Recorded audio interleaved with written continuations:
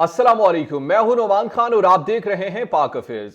नाज़रीन इकराम, DGISI नदीम अंजुम के हवाले से एक इंटरनेशनल जरीदे ने एक रिपोर्ट शाया की है और उस रिपोर्ट के मुताबिक DGISI नदीम अंजुम ने यह फैसला किया है कि वो अब पाकिस्तान की सियासत में किसी किस्म के इंटरफेरेंस से नहीं चाहती। वो इस इदारे को पाकिस्तान की पॉलिटिकल डिवीजन से मुकम्मल तौर पर एक दूसरे साइड पर करके और जिस काम के लिए, जिस मिशन के लिए इदारा बनाया गया था, अब उसी मिशन पर सिर्फ वो काम करेगी। इस रिपोर्ट में मजीद क्या चीजें लिखी गई है और इस पर कुछ सवालात उठ रहे हैं। वो सवालात क्या है, वो सवालात आपके सामने रखेंगे। इसके साथ साथ क्या पंजाब में दोबारा कोई तब्दीली आने वाली है? क्या पंजाब में दोबारा पाकिस्तान मुस्लिम लीग नून की हुकूमत आ सकती है? इस हवाले से मियां मोहम्मद नवाज शरीफ के ग्रीन सिग्नल का इंतजार किया जा रहा है। तो ये अगर होगा तो कैसे होगा, इस पर बात करेंगे। तीसरी चीज, इमरान खान ने आज कहा है कि जनाब अगर मुझे दीवार से लगाया गया तो फिर आप याद रखिए कि मैं कॉर्नर टाइगर बन जाऊंगा और मैं किसी को छोड़ूंगा नहीं।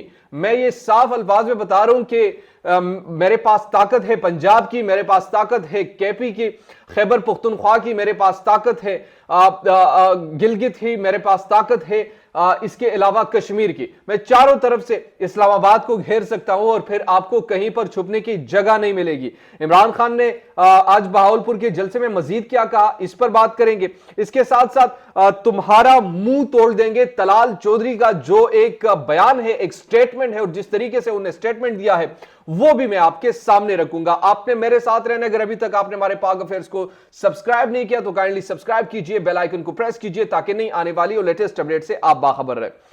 सबसे पहले और अहम चीज, इंटरनेशनल इंटेलिजेंस ऑनलाइन की एक रिपोर्ट आज शाया हुई और उस रिपोर्ट में बुनियादी तौर पर जिक्र जो है वो ISI के हवाले से है।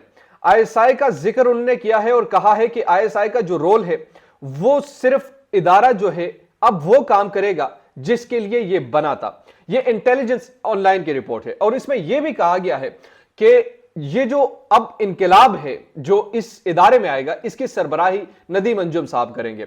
बुनियादी तौर पर चूंकि ये हमेशा से पाकिस्तान के इस इदारे पर यह इल्जाम रहा है कि ये सियासत में कहीं ना कहीं इंटरफेरेंस करती है या किसी भी तरीके से वो करती है और इसके बहुत सारी मिसालें दी जा सकती है।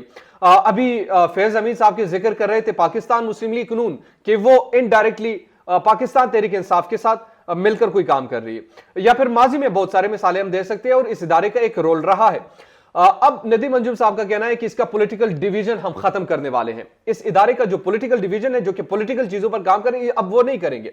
अब सिर्फ और सिर्फ प्योरली जिस काम के लिए इदारा बनाया गया है, जिस काम के लिए इदारा पहले से मौजूद है, इस काम के लिए हम इस इदारे को इसकी सलाहियतें इस्तेमाल करेंगे, दीगर चीजों पर हम अपनी तवानाइयां सर्फ नहीं करेंगे।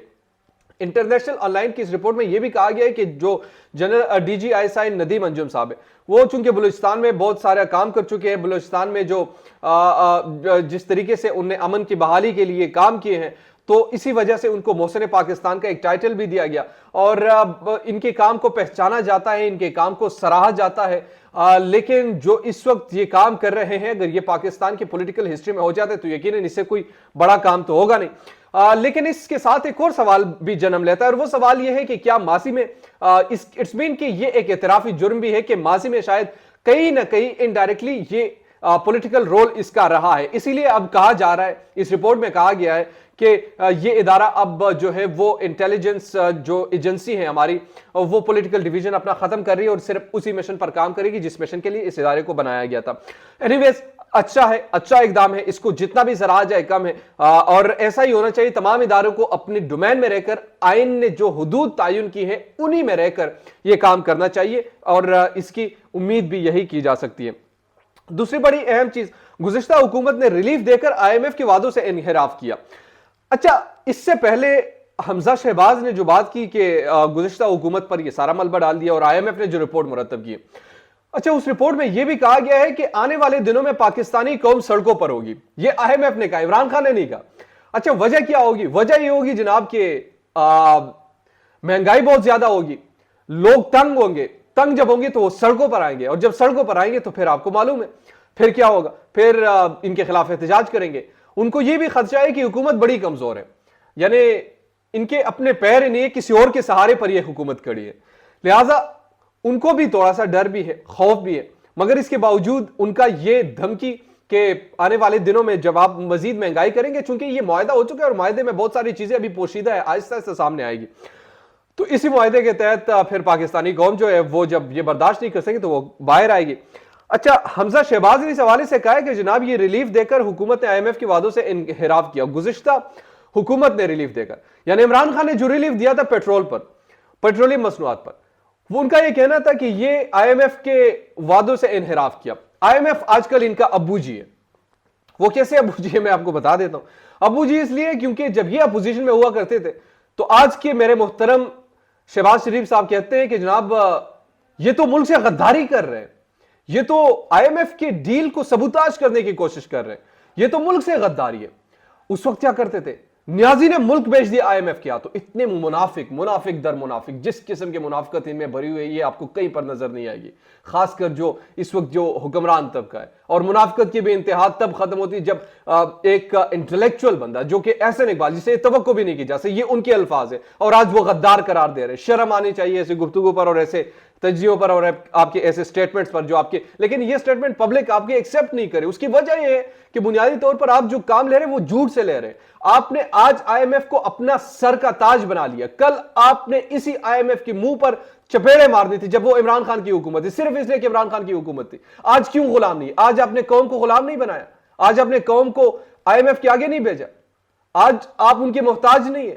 کل جب وہ یہ چیخ رہے تھے، چلا رہے تھے کہ ملک دیوالیہ ہو جائے گا، ہمیں ان کے پاس جانا ہے، تو آپ مذاق تمسخر اڑا رہے تھے صرف اس لیے کہ نیب کے قوانین وہ بدل دیں۔ اور آج جب انہوں نے ایک کام کر لیا تو آپ کو آئی سمجھ کہ غداری یہ ہے، آپ کے پسینے چوٹ رہے تھے وہاں پہ، صرف اور صرف اس لیے کہ آپ آج حکومت میں ہیں، اس کے بغیر آپ کا گزارا نہیں ہے، ابو جی بنا لو، آسان کام ہے۔ تیسری چیز جناب، تمہارا منہ توڑ دیں گے، بلاول صاحب کی چودھری طلال چودھری کی دھمکی، طلال چودھری نے جو دھمکی دی ہے کمشنر کو، ڈی پی او کو، آر پی او کو۔ اچھا، ایسی دھمکی اگر کوئی عمران خان دے تو اگلے دن دہشت گردی کا مقدمہ ہو جاتا ہے، طلال چودھری صاحب دے تو جناب کچھ ہوتا نہیں ہے۔ ایک ہی پاکستان ہے، ایک ہی ریاست ہے، ایک ہی آئین ہے، ایک ہی قانون ہے، اسی قانون کے تحت کیا دو دو نظریات کیوں چل رہے ہیں؟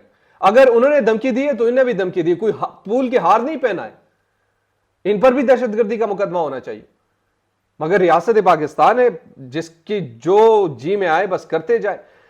زلفی بخاری نے جناب برطانوی شہریت چھوڑ دی ہے، بڑا اچھا اقدام ہے، بہت سارے تجزیہ نگاروں کی تجزیے غلط ثابت ہو چکے ہیں جناب۔ پہلے وہ تجزیہ دیا کرتے تھے کہ جناب زلفی بخاری صاحب جو ہے وہ شہریت نہیں چھوڑیں گے، یہ عمران خان کے خلاف وعدہ معاف گواہ بن جائیں گے، وعدہ معاف گواہ جب بنیں گے تو یہ برطانیہ بھاگ جائیں گے، برطانیہ بھاگ جائیں گے تو یہ اپنا وہاں پر کام کریں گے اور کام کر کے کچھ ایسا وہ عمران خان کو چھوڑ دیں گے۔ لیکن یہ سب تجزیے، سب وعدے، سب چیزیں غلط ثابت ہوئے۔ اندازے زلفی بخاری نے آج شہریت چھوڑ دی ہے باقاعدہ طور پر، وہ اب الیکشن بھی کنٹیسٹ کرنے جا رہے ہیں اٹک سے، اور جب الیکشن کنٹیسٹ کریں گے باقاعدہ طور پر وہ عمران خان کے پارٹی سے ہی کریں گے اور عمران خان کے سپاہی کے طور پر وہ ابھریں گے۔ اور اب مکمل طور پر باضابطہ طور پر جہاں ایک طرف لوگ لندن بھاگ رہے ہیں، دوسری طرف لندن کے شہریت چھوڑتے جا رہے ہیں، یہ پاکستان میں ایک انقلاب تصور کیا جا رہا ہے، اور اس انقلاب کی جو پہلی کڑی ہے وہ ذوالفقار علی بخاری صاحب نے وہ بتا دی ہے اور سامنے رکھ دی ہے قوم کے کہ جناب میں نے وہ شہریت چھوڑ دی، پاکستان میں رہا ہے، پاکستان میں سیاست کروں گا تو سب سے پہلے وہ شہریت میں چھوڑوں گا تاکہ مجھے کوئی احساس بھی نہ رہے، اور وہ پاکستان میں اب اصولی طور پر سیاست کریں گے۔ تو یہ اقدام ان کا احسن اقدام ہے، اس کو جتنا بھی اپریشیٹ کیا جائے کم ہے۔ آخر میں جو پاکستان کی خاص طور پر عمران خان کی جو جدوجہد ہے وہ اب مزید زور پکڑے گی، اور یہ کہا جا رہا ہے کہ حتمی طور پر پلان کر رہے ہیں کہ اس دفعہ پنجاب سے مارچ کرنا ہے یا پھر خیبر پختونخوا سے کرنا ہے، البتہ اسی ماہ کے آخر میں ایک مارچ ہو سکتا ہے۔ دیجیے مجھے نعمان خان کو پاک افیئر سے اجازت، اللہ نگہبان۔